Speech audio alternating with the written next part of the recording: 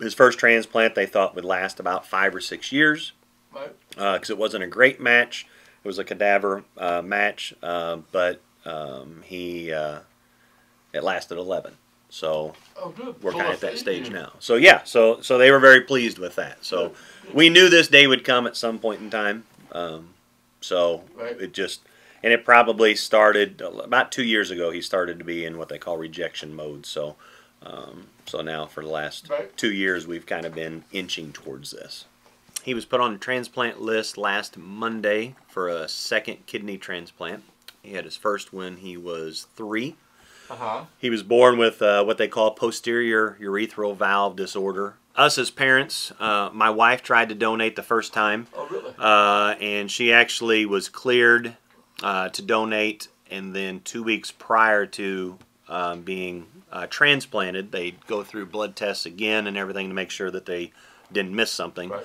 Well, in her, unfortunately, they missed something which was going to cause it to not be a good match. So that was tough. At the time, I couldn't attempt to donate because I had high blood pressure. Imagine that, a coach and an AD having high blood pressure.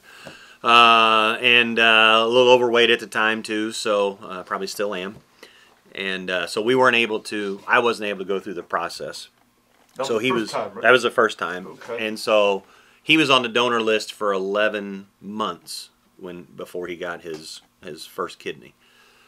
This time, they allowed me to go through because I've not been on any blood pressure meds and lost weight and those things. Oh, good. So I've been determined to match, except for the fact that my kidneys have extra arteries that go to it, which makes it a more dangerous surgery for me and for him because having the extra arteries changes the blood flow of the kidney. And so they're actually meeting today, the doctors are, to determine whether they're going to allow me to donate or if they're going to rule me completely out.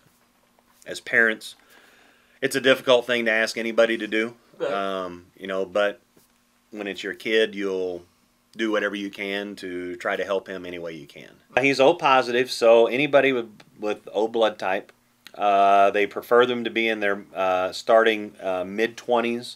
To around 50, have to be in good physical shape. Their BMI has to be under 35 or under.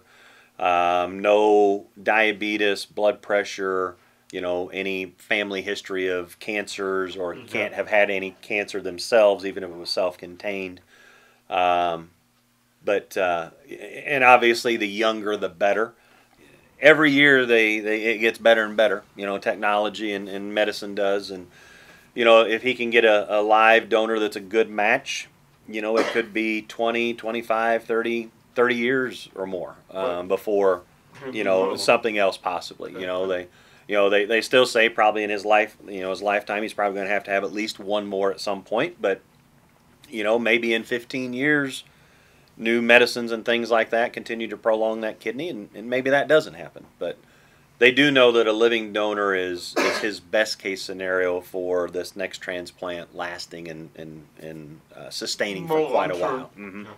He's for a kid who's been through as much as he has, he's a very tough kid. The issue a lot of times for people that have some of these ailments like he does with the kidney, his kids in his class and that remember him back in grade school when he was kind of going through the post part of it, know a little bit about it, but probably over half the school probably has no idea that what he goes through on a daily basis.